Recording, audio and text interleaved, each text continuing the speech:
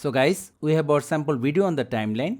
Select the layer, tab on this button, duplicate the layer, select the upper layer, color and fill, disable the fill color, back to the main timeline, tab on plus, select a shape you want or you can draw your own shape, change the shape color to the color you want for your border.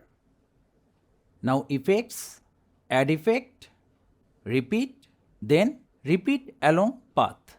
Standard settings, go back, move and transform, scale, scale down the shape.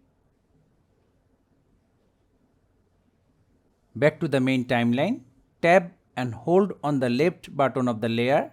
When it becomes green, select all of the layers. Now pinch in with 2 fingers so that we can properly see the border. Again, select the shape layer, effects, repeat along path, adjust the count parameter. Again, select all of the layers, then tab on this button to make a group. And we are done. So guys, that's how easily we can make custom frame in Alight Motion. Thank you guys for watching. Have a good day.